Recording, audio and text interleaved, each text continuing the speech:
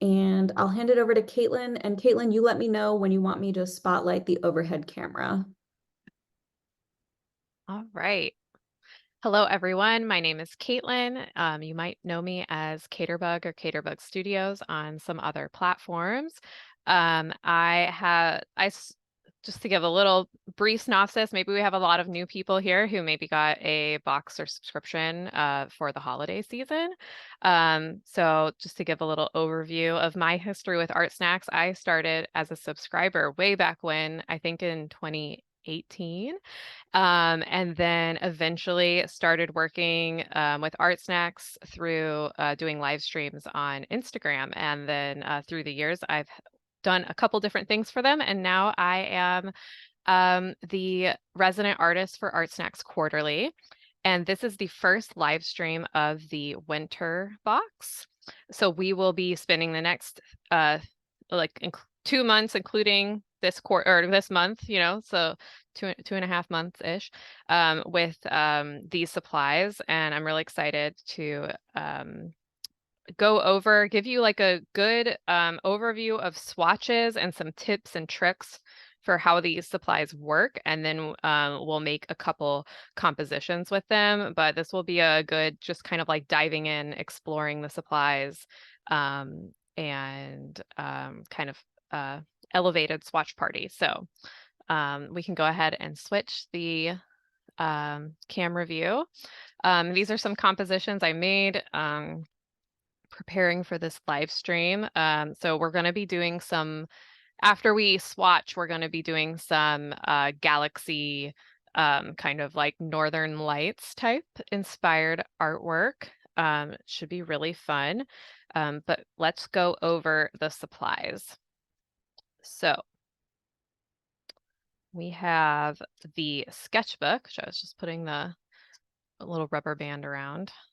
And this is from Hanemule, which please forgive my pronunciation of.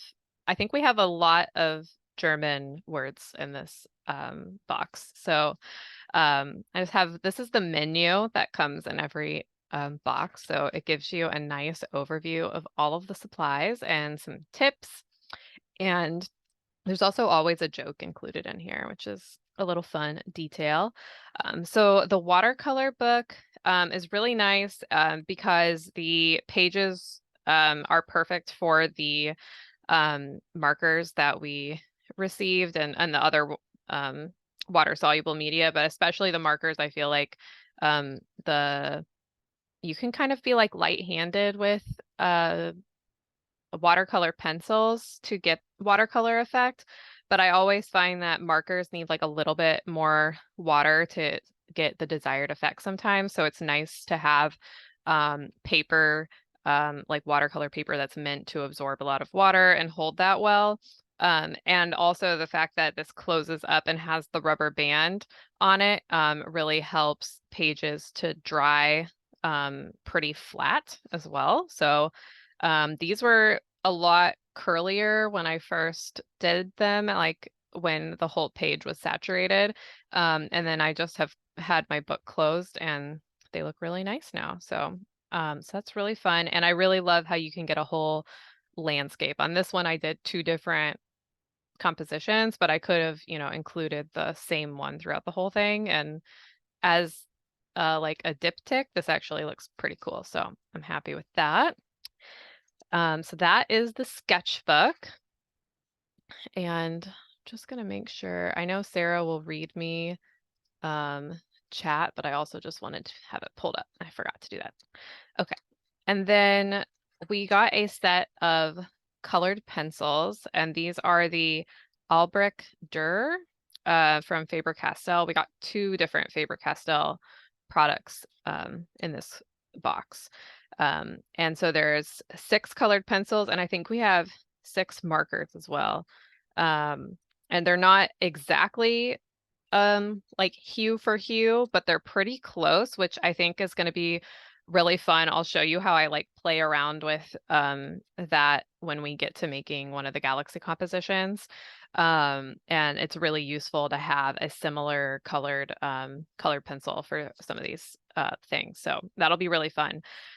These are all water soluble, so you can use them as traditional colored pencils, or you can take advantage of the fact that they're water soluble and get a really nice watercolor effect.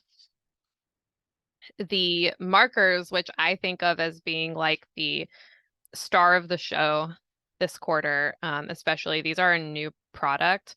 So they were new for me to use, and I love a water soluble marker. I don't know if you guys watched the James Burke creative box breakdown. That's a lot of words. On YouTube. I think it was just released like last week. And he always does an overview of the ArtSnacks boxes. And he talks about how the dye-based ink that's included in water soluble like markers and similar products is going to be a little bit different from traditional watercolor. And they like hold their vibrancy differently. I wouldn't say they're like more vibrant or less vibrant than watercolors. It's just like they definitely have like a certain look to them when you have dye-based ink. And that's something I really enjoy about using water soluble markers, and specifically for using water soluble markers for like spacey galaxy inspired compositions like these. So one side of the markers are brush tip, kind of like a Tombow dual brush pen, similar to that, except the other side is a bullet nib, but it's like a smaller, it's in between here. I know that's like, there you go. It's in between a bullet nib and a fine, like a really fine point, that maybe you've seen on like the Lyra, I believe, or Marvy have a really fine point on one side. So it's a little bit bigger than that.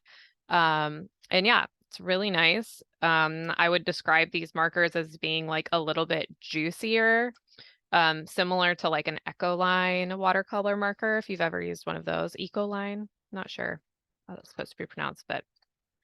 And then next up is the Derwent paint pen. These are nice because they have a super duper fine tip. And that is like always nice, depending, like I use this paint pen to get this to do like the leaves on here, so that was like really nice having a small detail paint pen. These are also water soluble, but today we will not be using that using them in that particular way. More so being able to use it directly over other media. And then the last item is the Treacle paintbrush. And this is a round paintbrush, size 4. And, oh, and one more, totally for spacing out. The Dr. P.H. Martin's Radiant Concentrated Watercolor. And I think that there were 3 different hues that you could have gotten, 2 or 3. And let's see, what's mine called? Oh, Tropic Pink. So these are really cool, super duper concentrated.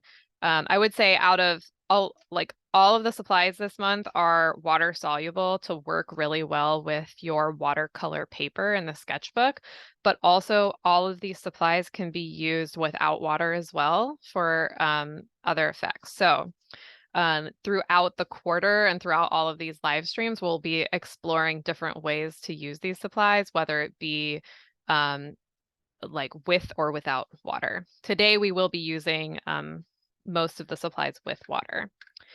And let's get to swatching. So first, I'm going to start with the colored pencils. And I think I'm going to, start this. I just want to make sure I have everything in view here. And then I don't think I'll need it today. I did forget to grab a pencil sharpener to put on my desk, but I have one in this room if I need it. So I'm just going to make a little square for each color and then take my brush with some water and drag out that pigment. I would describe these as a very creamy colored pencil. I noticed that water soluble colored pencils typically are a little bit creamier. Maybe that's just the ones I've used, or maybe just because of whatever binder they use in water soluble colored pencils just happens to be that way. But I'm real excited to do some galaxies with you guys because that is something I really like to do in my personal artwork. And we're going to have to wait just a few minutes in between some layers while we're painting to let our composition dry. And I've pulled out some galaxy compositions to show to you guys in the interim as we're working, just to discuss how I've used like dye-based uh, products and galaxies before, and then also give you some ideas for what to do in your sketchbook. And one of my goals for live streams this quarter, since we had a sketchbook in our box, is to give you some prompts to be able to fill your sketchbook. So all of the ones I have for you today are going to be all surrounding using like this galaxy or northern lights type technique. And I'll have a full list for you. I think I have like about 10 prompts or so. And after today, I'll publish those in a article on Mix. So you can go and like, I like to fill my sketchbooks with like sticky notes on each page with the little prompt ideas, and to be able to go back later and fill them out when I have time. So if you're someone that is looking for ideas to fill up your sketchbook, that can help get you started, or at least tie you over until the next live stream. And I'm not taking a lot of water, but I am cleaning my brush off between each color. And I'm not even being super diligent about it. I just started with clean water and just made sure to rinse off my brush, and it's good enough. I feel like if you want your swatch to be completely pure, you might want to have 2 different water cups, but this is working great for me. I want to make sure that my light is there. I don't know if it was banding there. I was actually just gonna, this is Sarah, I was gonna comment on that, but whatever Yeah. you just did, it looks amazing now. Okay, it just fixed it. Good. Okay. I was just noticing that. Yeah, so you can see this watercolor paper does have, I think it's cold pressed, so it does have a slight texture to it, which really is nice for these colored pencils because it's going to grab a lot of that pigment. And then you can see how like effortlessly these just blended into the water, which is really nice. So that is our colored pencil set. And let me, I can go over some of the colors here too. I think that would be nice. This is a dark cadmium orange. And of course, I have to look and see how it's spelled. Otherwise, I'm going to make a mistake. Cadmium. Hey, Caitlin, I have a Yes. question. Mhm. As you are sort of like overlapping your written word on top of where the painted colored pencil is, Yes.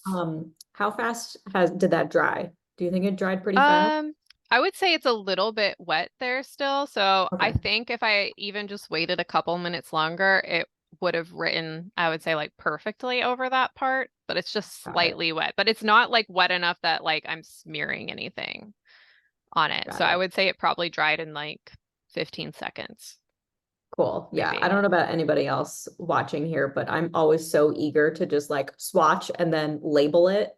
Oh yeah, So yeah, I right, like the design choice of like using the color to label it and put it on top. But I was like, right. oh, is that dry? I don't I know. don't know. See, there's a reason why like watercolor is not, using watercolor in traditional ways is not what I gravitate towards, because I just want to be able to use everything right away.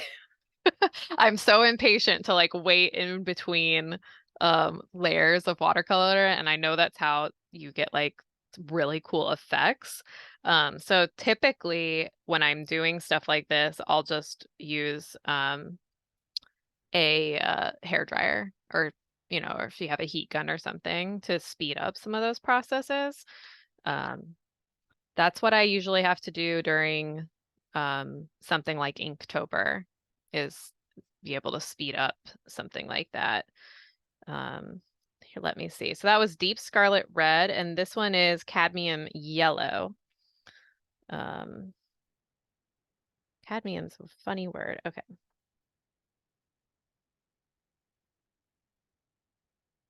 Oop, put too many squiggles on my W there. And then we have, all of them are written on the side here. So this is light green.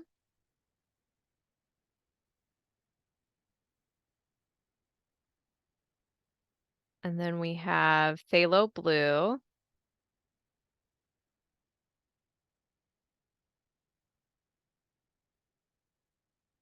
And magenta. And I like how all like the so some of these pigments will match like exactly to the markers. So we have like a cadmium yellow marker and pencil. And we'll see how many of the, I don't know if any of the other ones are exactly the same, but it's fun when like brands, like I'm not actually sure, I would have to like look up the specs on these pencils to see like if they use cadmium pigments in it or whatever, but it's always nice when brands are using like real artist pigment names, because it can help you match it up with some of your other art supplies across brands. Even if there's slight variations, it at least helps you like get in the ballpark of certain pigments, especially if you work in mixed media a lot.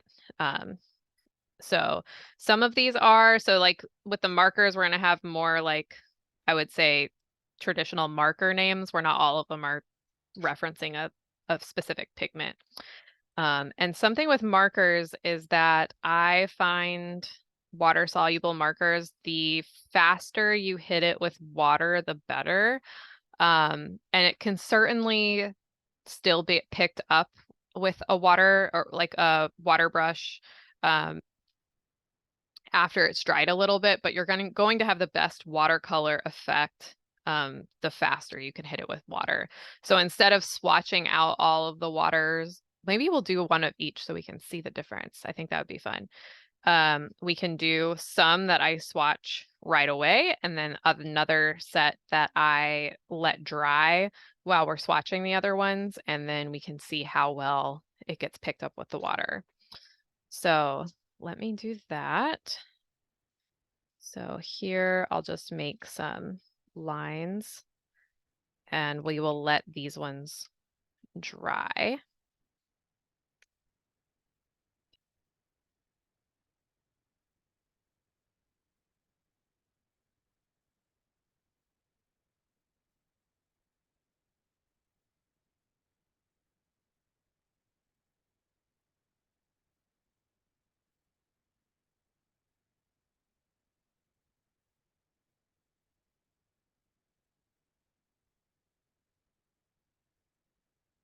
Green and blue.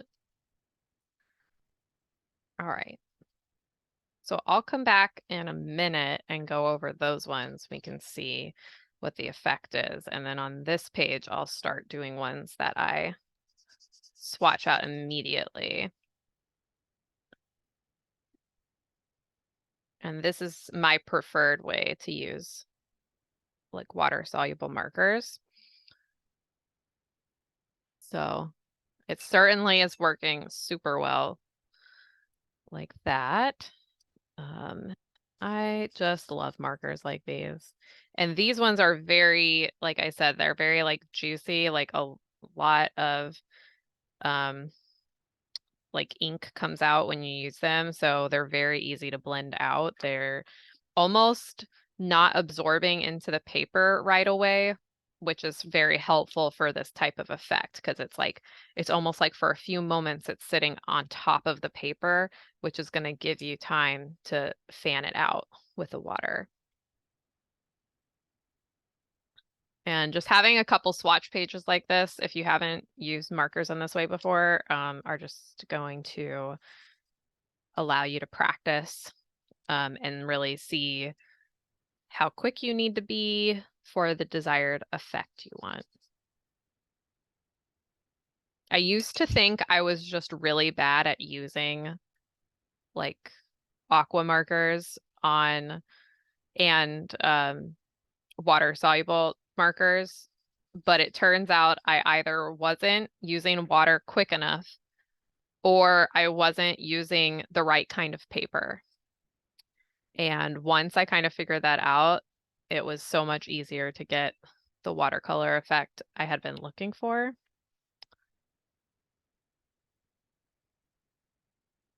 Here's that last one.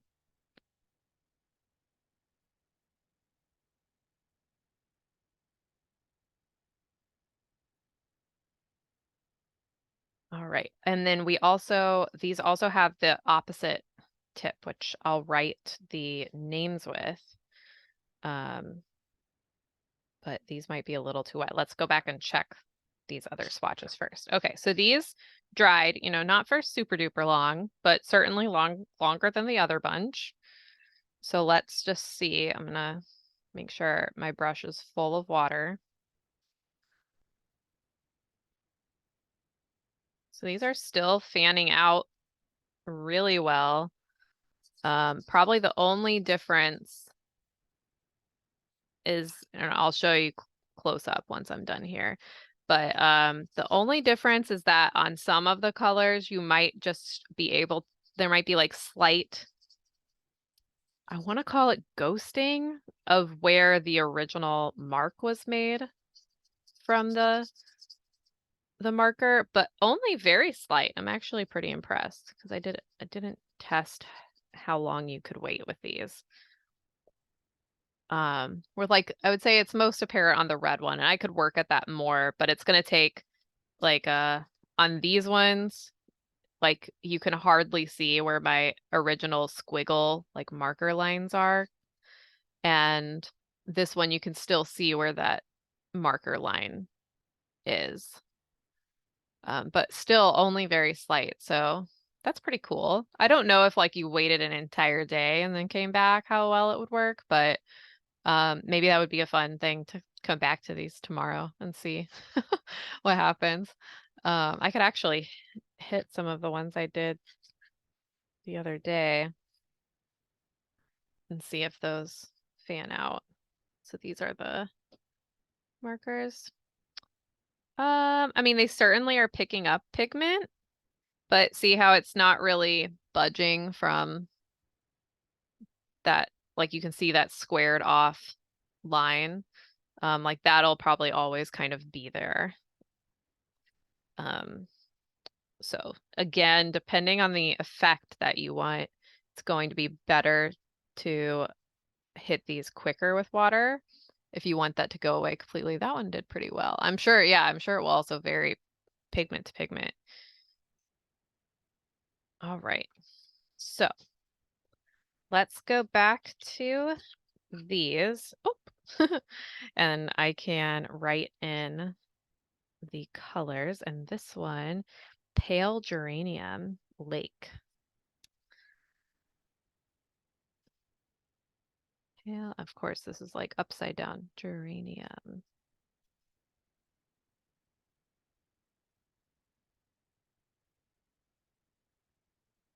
So this is a nice fine tip I showed you earlier. But it also is like a not too hard of a bullet nib. I certainly wouldn't call it like a mini brush nib, but you definitely can get some changes in width from just like pressure, which is really nice. I saw Sarah said I like them more than the Tombow dual tip pens, and specifically for the type of nib that is on this side, I really like them. Okay, so let's see. Light purple pink. This one. I like writing these over the fanned out part because you can tell like the um like how pure the pigment is coming right from the marker, like, and how it compares to how light it can get once you fan it out. It's a nice comparison there. Here is mauve, which is certainly not what I think of when I think of mauve, but I think mauve means a lot of different colors. I feel like mauve is a different color to different people. But but I wonder if is there like an official mauve? Okay, light cobalt turquoise.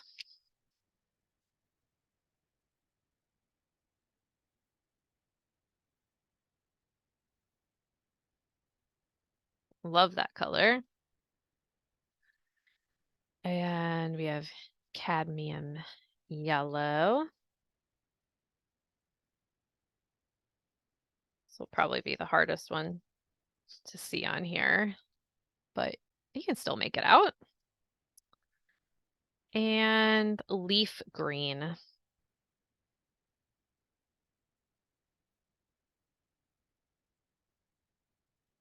Okay, and then our other, oh, well, and I should have pointed out this whole time I've been using the Treacle brush, and it's the only brush I'm using today. No additions. And let's do some paint pen with the Derwent paint pen, and I got the color sea green, and I think we all got the same size nib, which is 0.5. But I could be wrong. No, I think we all did, yeah. And yeah, these are super fun. I love that they come in so many different colors, and I think we all got a different color. I think there were several different options. And yeah, these are just super fine point. It does take a minute to charge it up, and I would be careful with overcharging it. Which, because I've had ones in the past kind of like leak out the nib. So just like that usually comes from like pressing down on it like way too many times. My tips for any kind of paint bin would be to press less on the nib and shake it longer than you think you need to. Like that'll actually help the ink come down at a better pace than just like pressing the nib over and over again, which is where I think then that's when you get to the point of like with any paintbrush or with any paint marker, it's just leaking out the tip. So yeah, so I was just gonna do some fun little doodles here, give my best pretzel. Could probably do a better one than that. But yeah, just playing around with this nib. I think I have a yellow one and a pink one from many moons ago.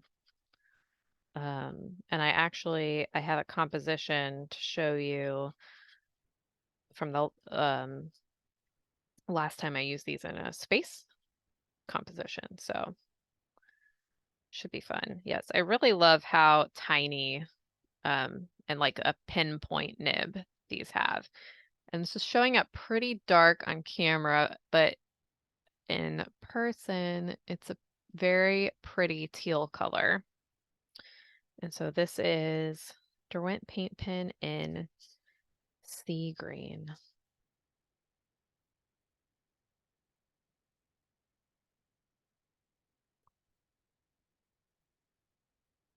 And last but not least is the Dr. P.H. Martin's Radiant Concentrated Watercolor. So one of the options you can do with a product like this is to take the dropper and drop a couple drops into a palette like this plastic one I have here. Or you can just use the product straight from the dropper, which that's what I'm going to do today. And I think I'll just do it right on this page.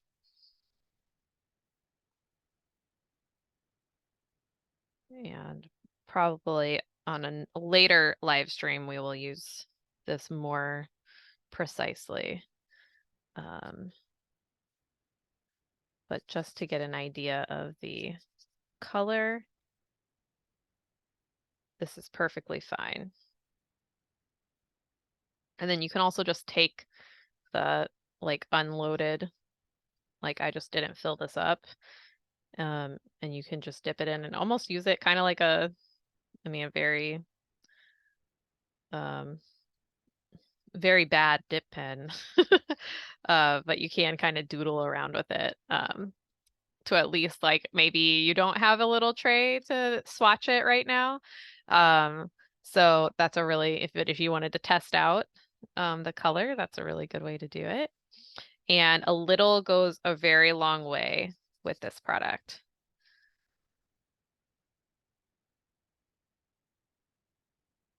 And I'm just hitting this with some water just to see what it does and see how well it lifts from where it was.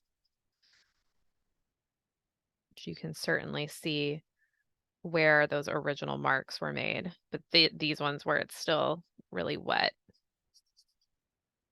Or that was like a bigger pool of pigment that I put right here, so I still kind of fan that one out. But yeah, let me show you. Yep, so you can see where I wrote with it, like that's not going, it will probably slightly lift a little bit more, but you'll always be able to see where you had initially put that pigment down with that. So really pretty color. Mine was Tropic Pink, which I'm going to write with my paint marker down here.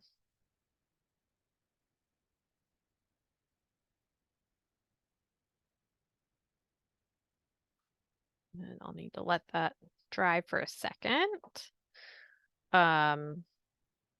So the first thing we're going to be making today is a galaxy composition like this one. And for this specific one, I used a combination of the markers and colored pencils. And then I added a white gel pen to do the stars. But if you do not have like a white gel pen or white paint marker, I think some of you got, I don't know if white was included in the Derwent paint markers, but some of you got, I think like a yellow or a light color. You could use that. But if you don't have something like that, I also am doing some compositions with you today that don't require a white pen at all. So yeah, so this one, I'll show you how to use the white pen and then you can decide which one you want to do. So, all right, I think that's dry now. So just didn't want to flip the page over before it was. So here's our fun little swatch party. I really like the colored pencils, well, and the markers, but okay, let's get to the business with this galaxy composition. I'll kind of talk through my tips for building a galaxy composition with markers. I'm pulling up a photo reference real quick. And I mostly just use like realistic space pictures from telescopes and such.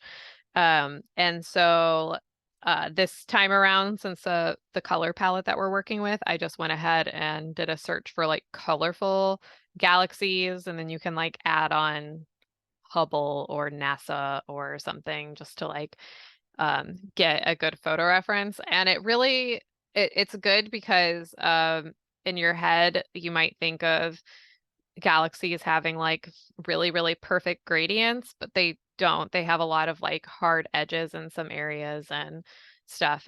I mostly need something to look at so I can be reminded where to keep my paper clear, since I am using it as my white in this. So otherwise I'll just end up filling the whole page.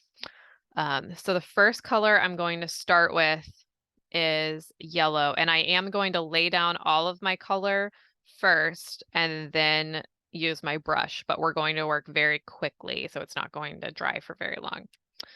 So kind of starting from the inside and working to the outside. So I'm leaving my center white. I'm gonna go from yellow to pink, and something just to be mindful of is to keep colors next to each other that are going to be that are going to blend well. Like it might not be a good idea to put complementary colors next to each other, but analogous colors, so colors that are next to each other in the color wheel, are going to blend the easiest. But it also doesn't have to be perfect. I'm just looking at my photo reference here. Because there's little tricks you can do to make them play nice.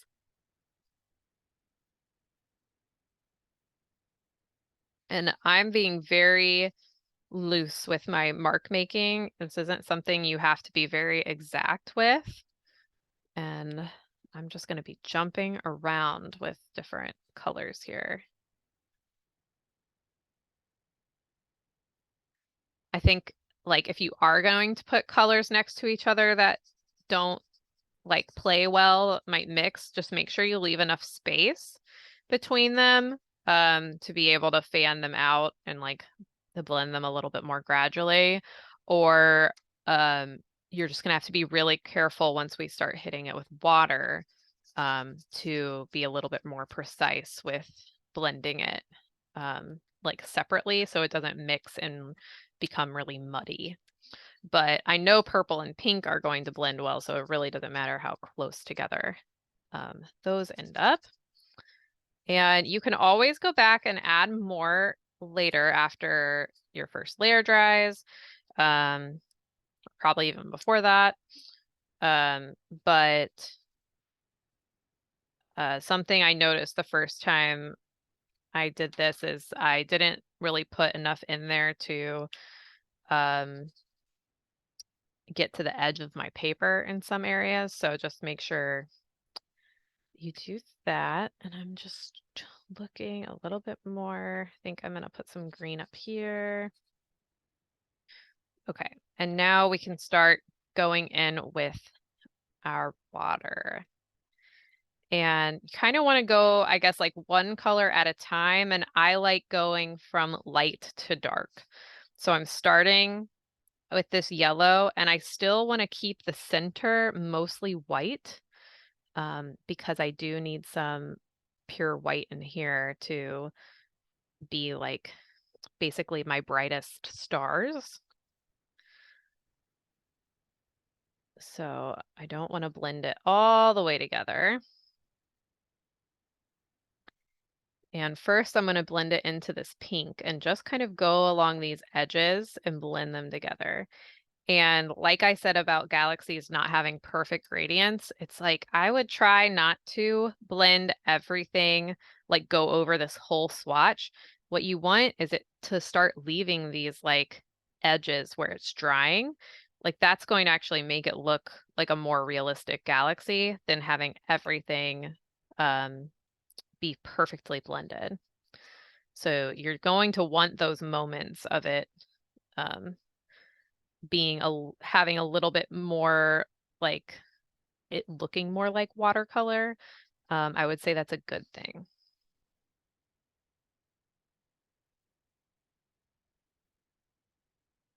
And let's see.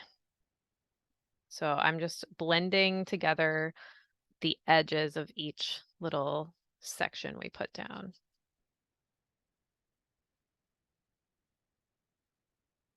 And if there's an area like when I'm thinking about this, I do like just like the center of it, I do want to make sure I'm leaving some other areas of white or very light color. Because again, our galaxy does need to have stars, and so we need to think about where those stars are going to be and how we can fit them into our composition. So you don't want to make everything too dark.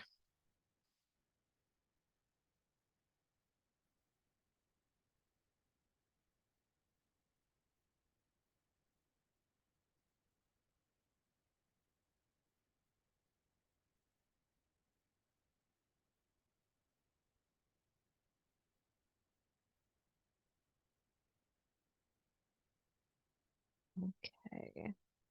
I do think I want to leave next to this yellow, I want to leave some white over here.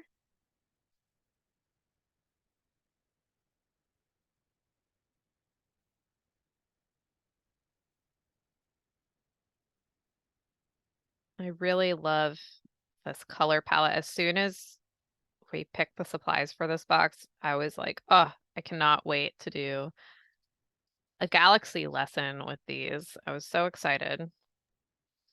Hey, Caitlin, it's Sarah. I have to say, I am mesmerized by what's happening to the point that I forgot to tell you what time it is.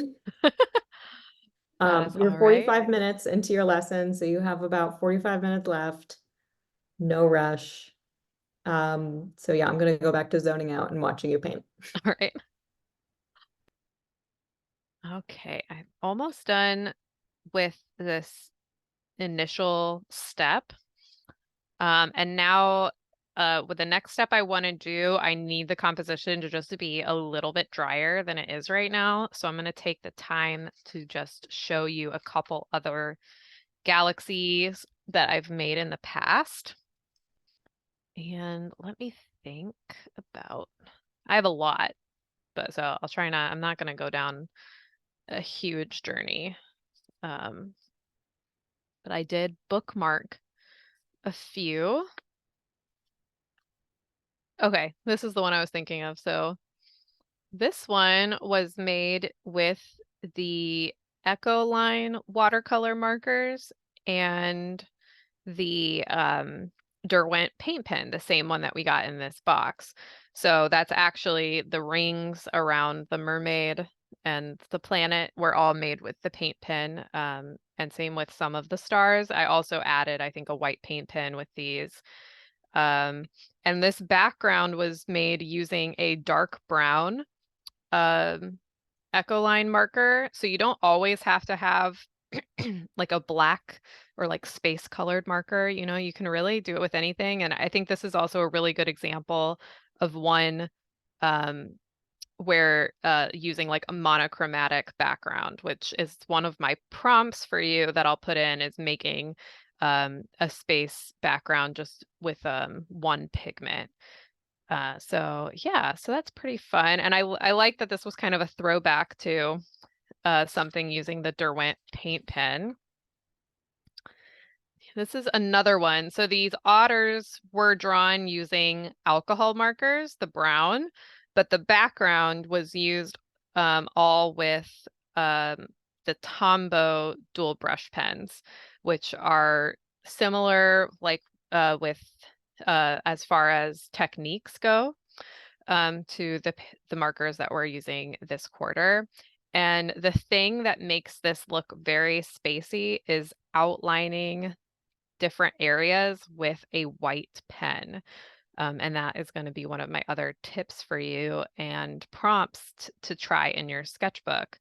We're going to be using kind of a similar thing with outlining and how that can help enhance your galaxy composition, which I'll show you in the next step. I just have to wait for it to dry. And then again, I'll write down all of these prompts for you so you don't have to like, I know I'm kind of rushing through them, but one of my other ideas for you to try in your sketchbook is to fill a shape with the galaxy composition instead of filling the entire page. This one, I also did some lettering on the inside and I connected some of the stars with constellation. But this one was made using, I think the Marabou Aqua inks, which again is going to be pretty similar to using something like the Dr. P.H. Martin concentrated watercolor. So, and then this one isn't exactly galaxy, spacey, but something with this composition, I did not have a white pen to like do the background in a traditional way where I'm about to show you my favorite way to do background, which is just using my white gel pen and just going absolutely nuts. Where this one, I didn't really have that option because this background I think was actually made using a water soluble graphite pencil. And what I did first is kind of like pre-drew in these stars so that I would still have some white areas left. And is this a realistic galaxy? Because like, no, it's not, because I don't like, they're like actual just like star shapes. But it's still like a really fun way to kind of like get the point across and kind of do something a little bit more whimsical. And so I think that lends itself really well to these supplies since we don't have like a white paint marker or something, or maybe your paint marker like mine is dark. That's going to be another fun prompt to try out is kind of pre-drawing in some shapes to go around the background in. Okay, so our composition should be dry enough for the next step. Dry enough, I say. Okay, so another Caterbug trick is to kind of like the outlining with a white gel pen. You can also outline just with the same marker you just used to do this part. So I'm going to take the fine point nib of this marker, and where I'm starting to get these like, see how it like pools up and I'm just getting these like shapes of pigment in different parts.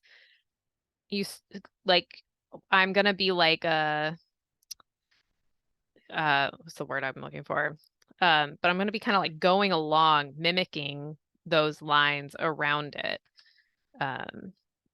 Just like almost like a doodle. I would say be looser with your movements and just kind of follow everything a little bit loosely.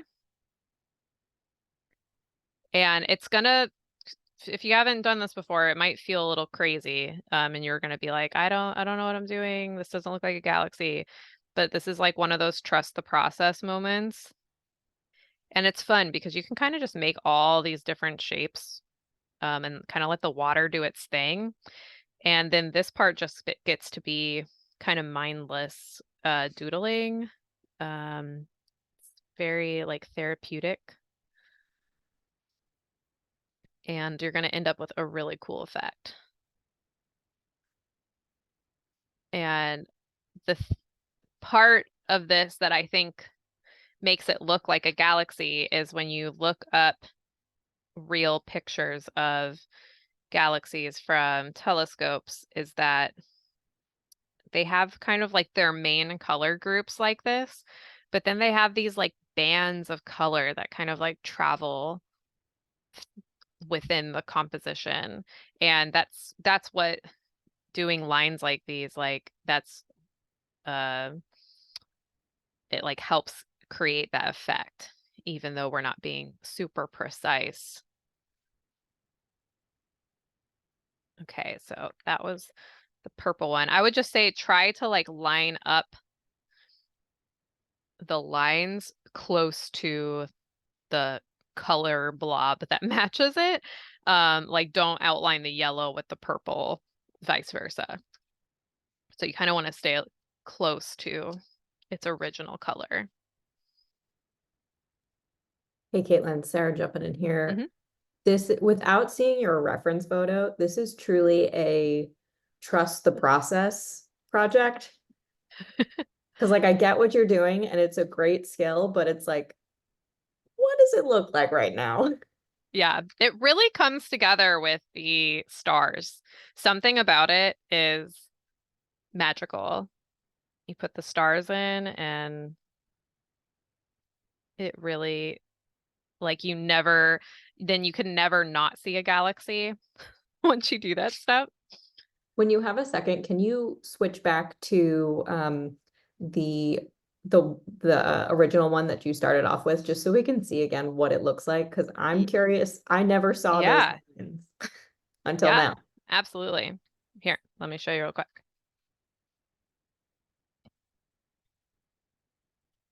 So these are like some of the outline lines that are in there. All of those dark edges are all made with the fine point of the dual tip marker. This also has the next step is I went in with the colored pencil and I kind of like deepened some areas, which I'll show you next. But yep, that's where this one has the squiggles. Okay, this was super helpful. Thank you. Yep, no problem. It's one of those things that once you complete it, that step kind of disappears into becoming more of like an invisible step. But without it, it would lack something.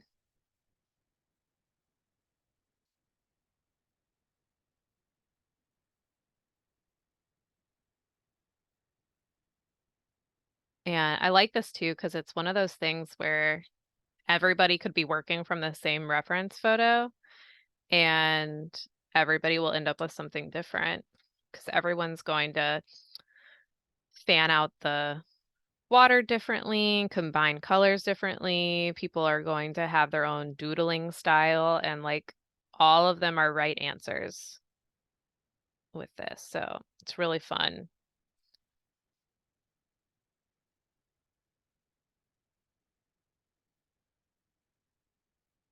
And I think I need to go in with the yellow. I'm gonna go in with the yellow first and then see where that gets me and see if I need to go in with anything else.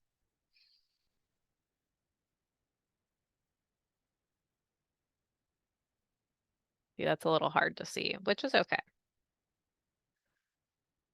You can still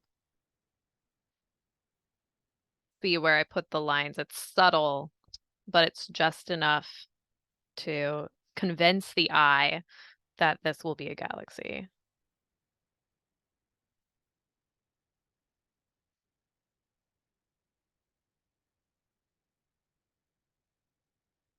And I'm trying to decide if I want to outline this part or not.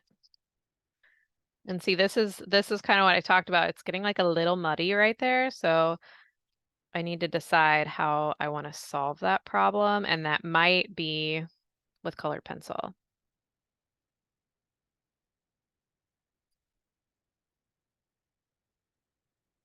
So, next step, colored pencil. And I would first recommend using like matching hues and just going in and deepening some areas before you start using like yellow in a not yellow area.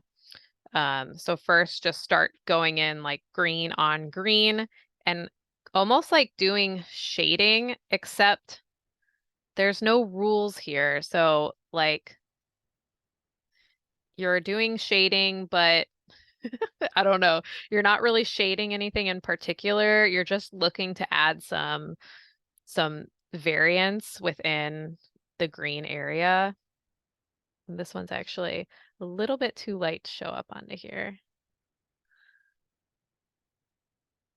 So let's go in. The blue's going to show up a little bit darker. So this is like a pretty light blue area. So I can like go in and shade these little curves.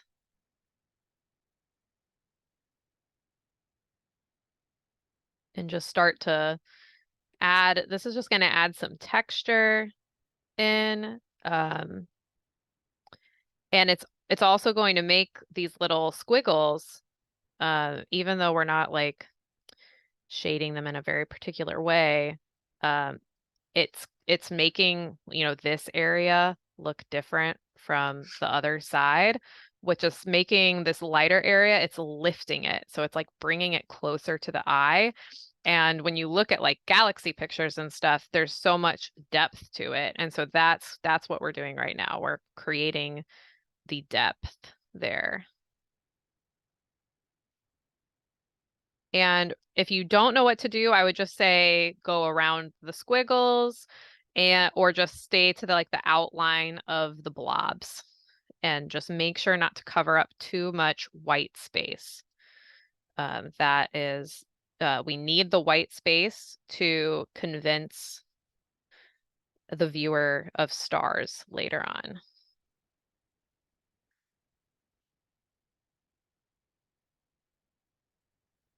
I'm just going through, really have fun with this. Don't be too afraid to make a mistake, and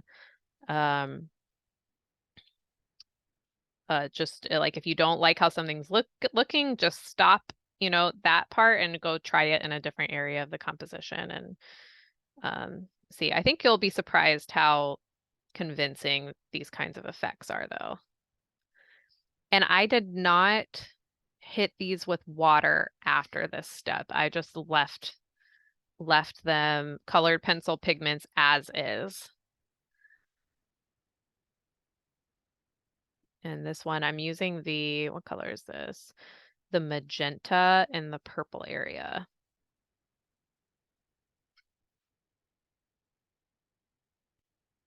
So you can observe here, this is kind of like a flat area. And I'm wondering if I should just bring, now that I'm working with some more detail, I'm just gonna bring this down some more.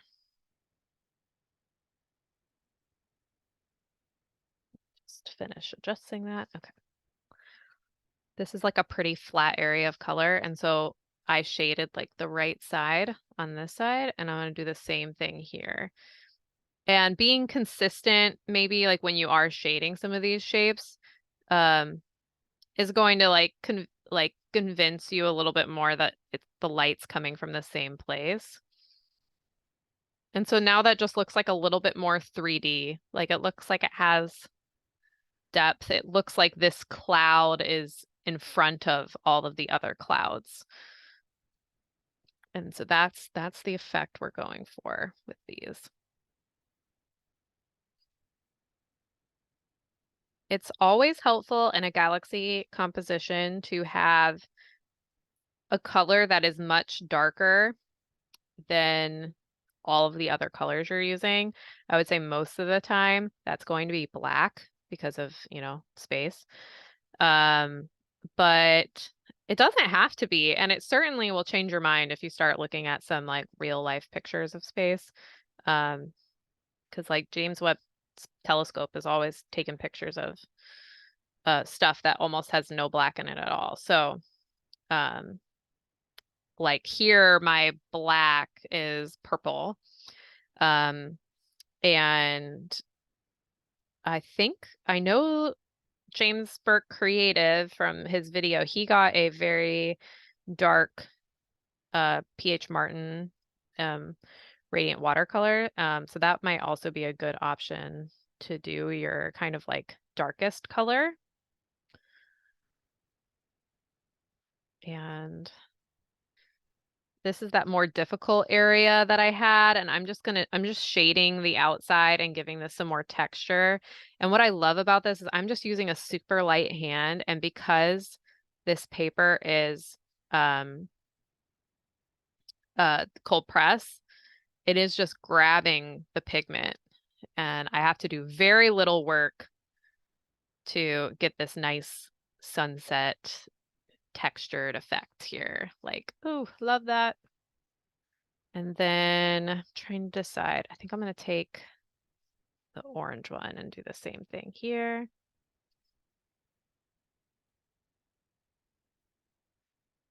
And the textured effect makes these look a little bit like wispier and cloud-like, which is what you're going to see in galaxies and stuff. So Perfect.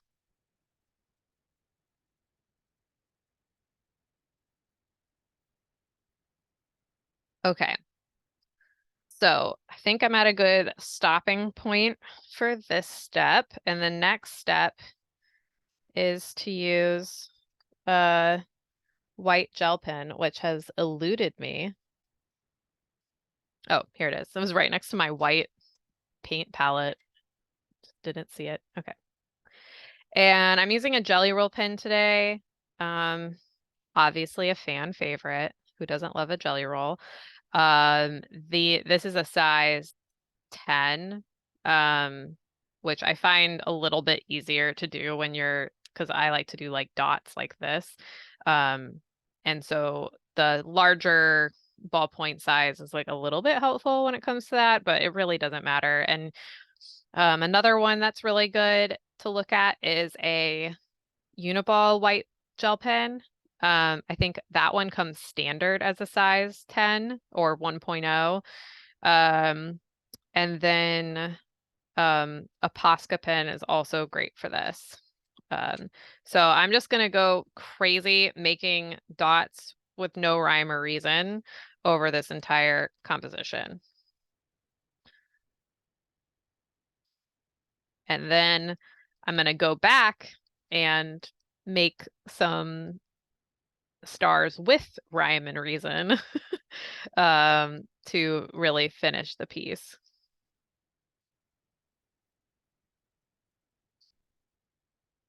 And it's amazing how this step, it really does just transform it into looking entirely space-like. Because at this point, it's like, is this under the sea? Is it like the inside of something microscopic? It's kind of like, could be lots of different stuff. And yep, this is the essential step. But I think in the next composition, I don't use this step and it still looks pretty spacey. Although this is just the quickest thing you can do. Oh, I've also done this using like pre-drawn my stars and done it with like masking fluid. Which is also a good step. Okay. I'm just making sure in these dark areas I have a few up here. Okay. So that's looking pretty good. Lots of little stars in there, but we're not done yet. So this area in the center is real bright. So there's likely some big stars in there. So basically what you need to do is like just decide where those stars are going to be, and we're going to draw like this shape. I'll draw it over here. We're drawing this shape with it, and then with the gel pen, we're really going to be dragging out each side, and that's what's going to make them look like they're twinkling. So, and you need a variety. So I would say you need like at least 4 or so of these really big ones. And then you can either just leave your tiny ones as is, or you can go in and make very teensy tiny ones to twinkle in the background. But you do kind of need your like main characters. So I'm gonna go right here and start to draw one. And I'm glad I showed you what shape I'm going with, because since this is part of this is staying in that white area, it's gonna be hard to see. But if I turn the camera like this, see how it kind of see that diamond shape? And now I'm gonna go in and extend like the points. And it's kind of easier to, I can't completely turn my book because I don't want to obscure it from you guys, but it's always easier to do this so you can move your wrist in the most natural position.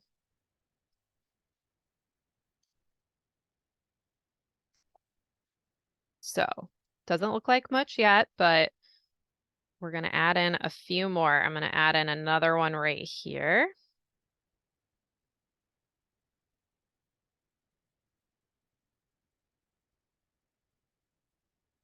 And this one's going to go all the way up here. And really don't be afraid to make these like giant.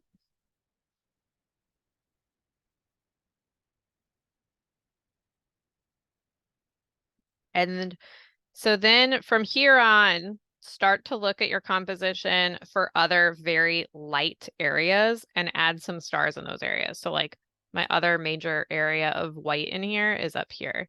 So I'm going to draw another star up here.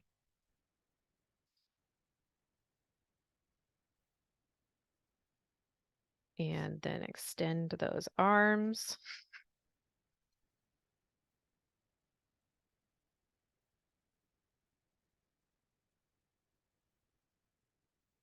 And like this is kind of light over here, but not as light. So I'm going to make it a smaller star over here.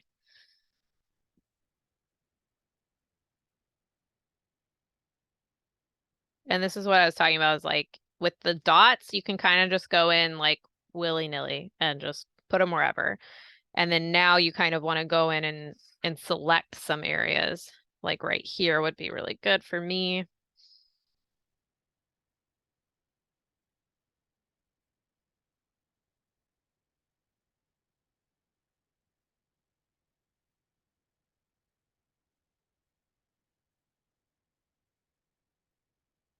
And I think I need like another one in this area.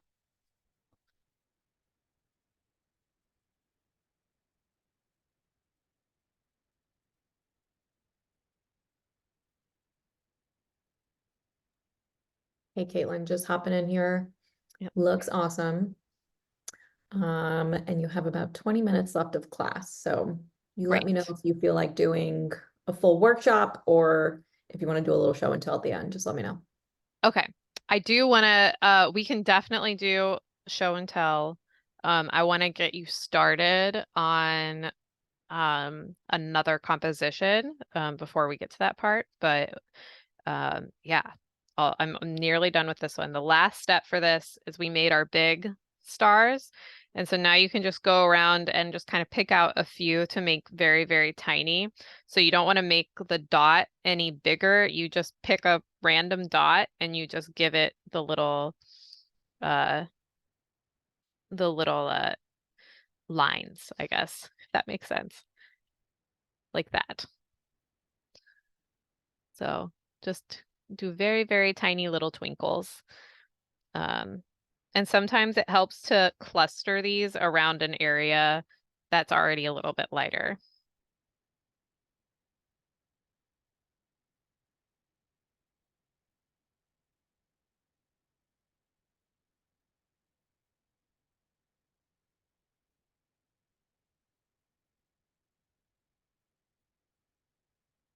Okay.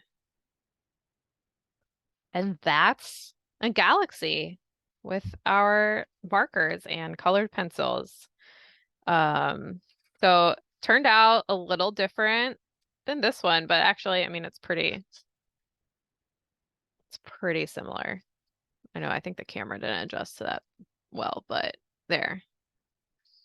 I think I blended this one a little bit more, just differently, but yeah, I don't know, pretty fun.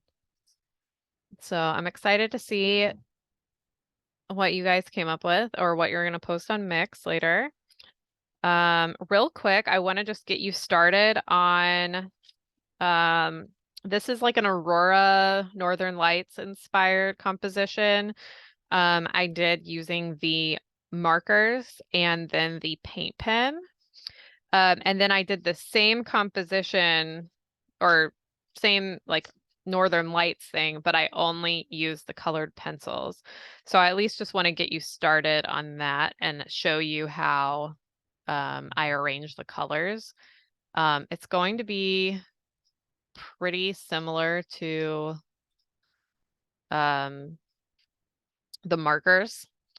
Um, in some ways. So let's just get into that a little bit. And go, I got some watercolor in that one. So the ways in which it's similar is that I just went in creating different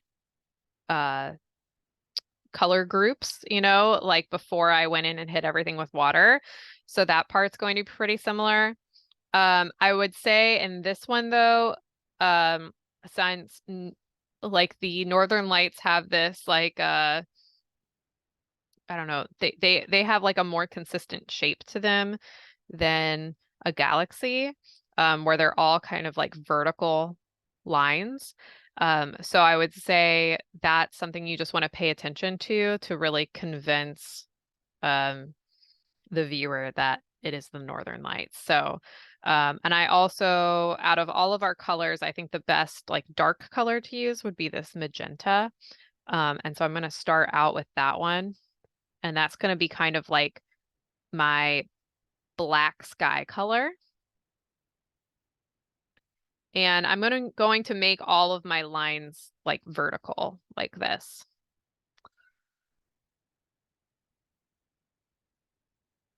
And I am looking at a reference photo of the Northern Lights.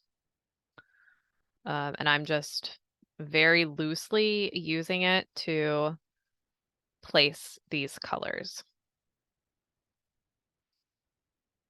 And I think this is something that like if you did it a few times, you could probably not use a reference and kind of make it up as you go, which I can certainly do with galaxies now.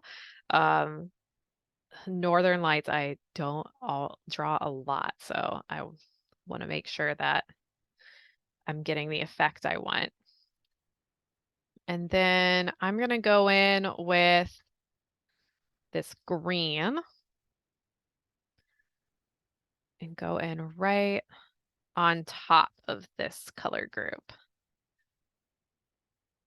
And something, these are going to like, feel like the Aurora, the color groups don't blend like all the way together like some areas of a galaxy. They're going to be more standalone, I guess. So when we hit this with water, it's going to be kind of stay more in their color groups rather than like blending each group together.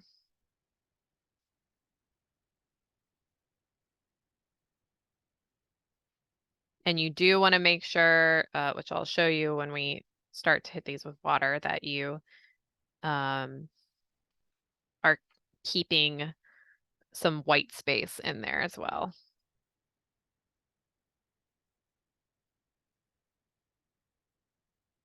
This is certainly one you can use a light paint marker or something to go over and make stars with, but I don't think you have to really, you know, make it look like the night sky. And I think I'm going to do some blue up here.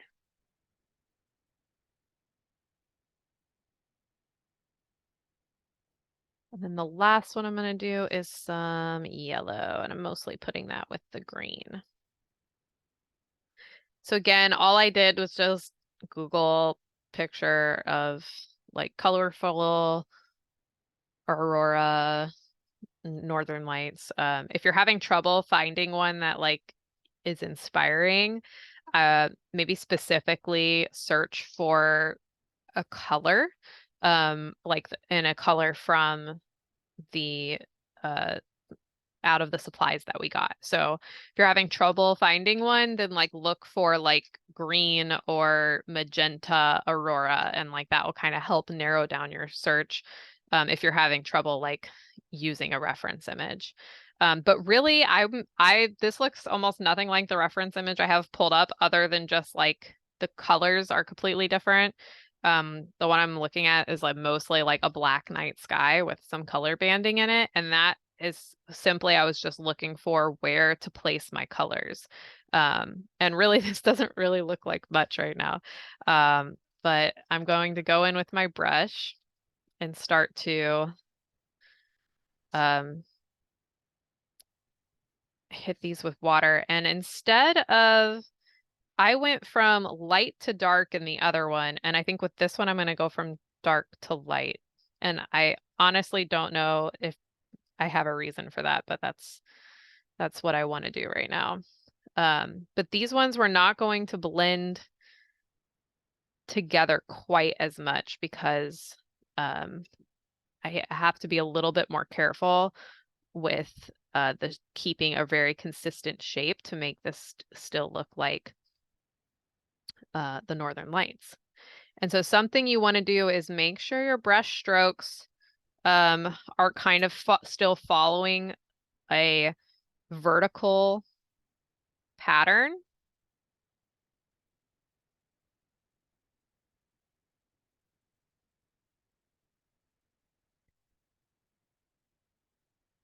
Because that is something you'll see when you look up pictures, that it's going to be pretty consistently like having streaks vertically.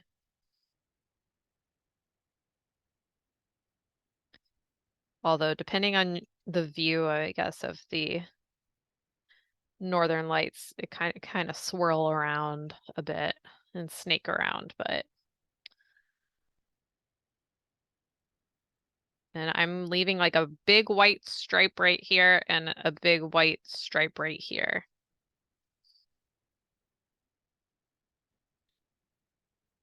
I actually got to see the Northern Lights from an airplane once. It was pretty cool. I live in Western Washington, and the Seattle area, and we often like get the chance to see the Northern Lights because we're pretty far north.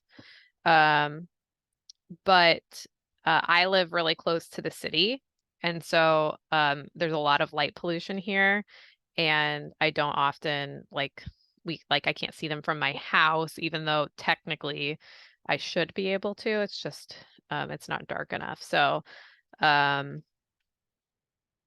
but I did get to see them when I was flying back into Seattle one time from the plane. And it was kind of cool because the pilot like got on and like told everyone to look out the window to see them. So that was pretty sweet.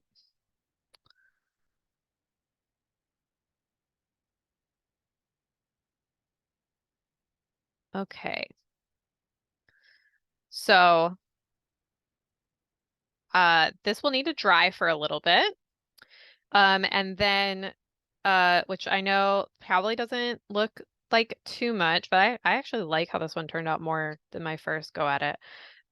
Again, I kept my color groups a little bit more separated than what we did with the markers. I also like, it's very important for the aurora effect to leave in the like banding of the colors. So like leaving in these kind of pathways of where the color is going to create that effect. But you can still be pretty loose with it. And then the step that you want to take after that is adding in some type of foreground. And I have a couple different options for that. And that's also going to be in my mix article for your sketchbook prompts. I would try doing drawing one with your paint pen and doing another one where this one, I actually have my two examples here. This one I use the paint pen. This one I drew like a hilltop and I used the marker.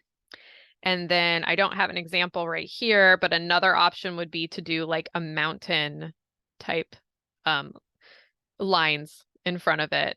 And you could get the very basic with that and just do kind of like what I did for this like hill and just do mountain lines, or you can render the mountains a little bit more realistically. But that is simply the next step that you would do right in front of this. And if you're if you wanted to go in with a lighter color and add stars into the night sky, I think that would be really cool. You could also go back in if and deepen up some areas if you wanted to add some darker colors into it, and uh, go back and do some more layering on top. But again, this one was used only with the markers in the background for a similar kind of effect. And then this was the one I did using just the colored pencils. So yeah, I think Sarah, if you wanted to go ahead and ask people if they want to do show and tell, we can jump into that. Absolutely. If anybody feels like showing what they worked on tonight, feel free to virtually raise your hand, physically raise your hand, let me know, and I will spotlight you. And we can take a look at what you created. Absolutely no pressure. We always encourage everyone to post your final piece or whatever you feel like sharing to the mix group. So sometimes these live streams end up being just like working sessions, really just holding people accountable to using 90 minutes to make something. So I am all for it.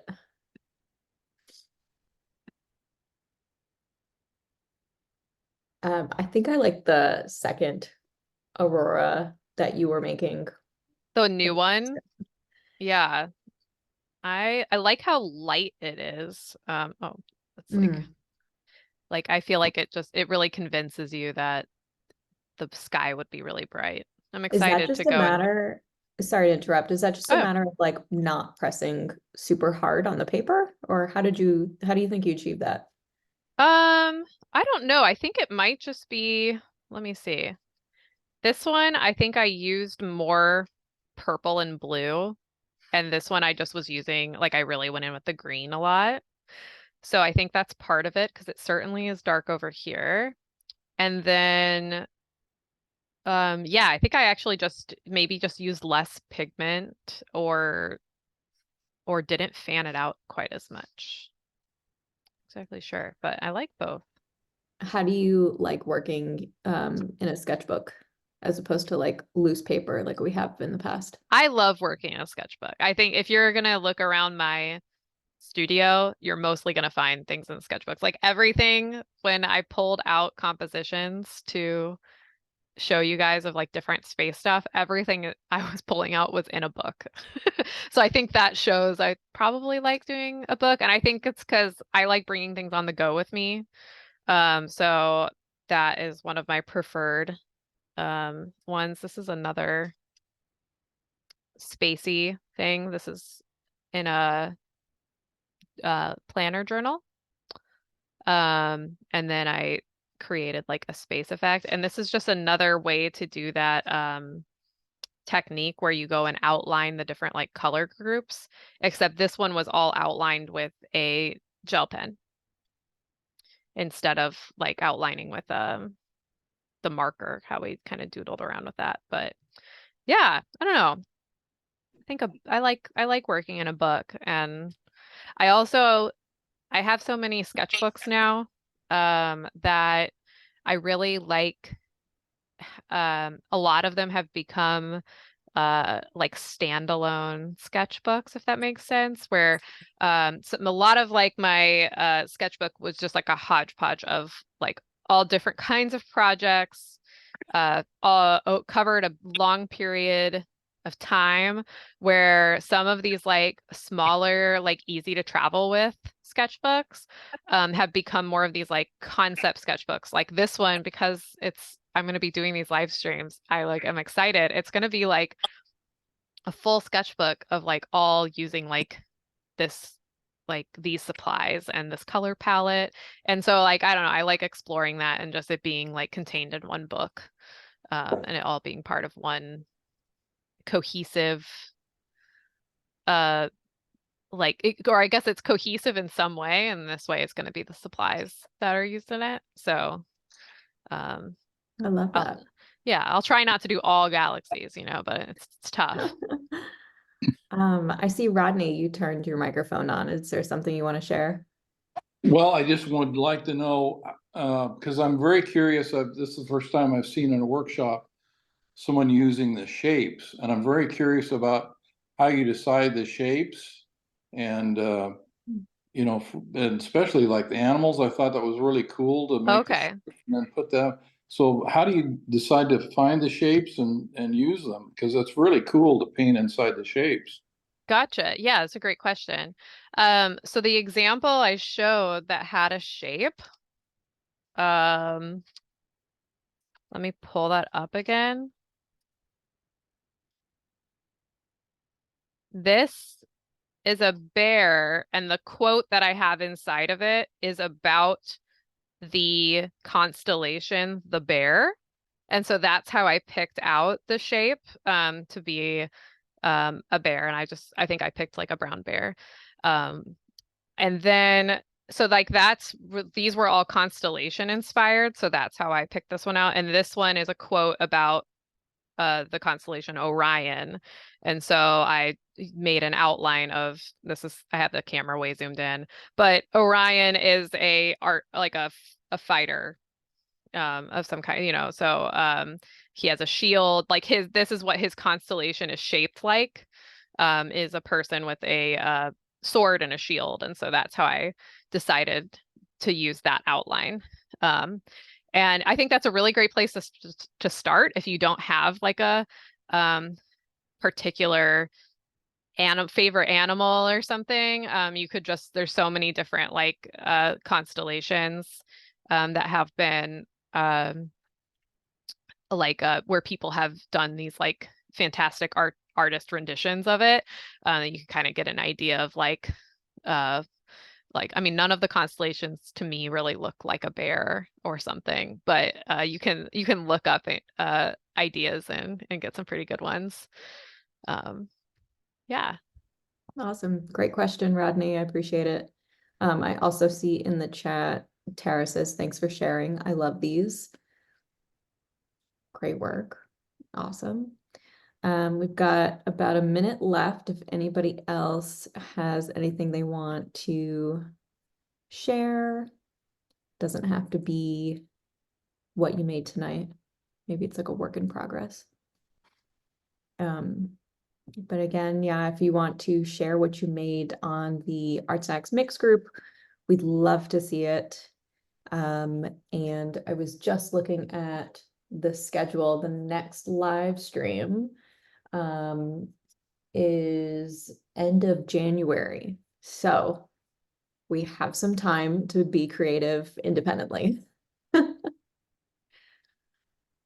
Awesome. Caitlin, any Right. last words before we log off? Well, this was super fun. I'm excited to see what everyone's going to post on Mix, and I will be sure to post my article on Mix that has some prompts for your sketchbook.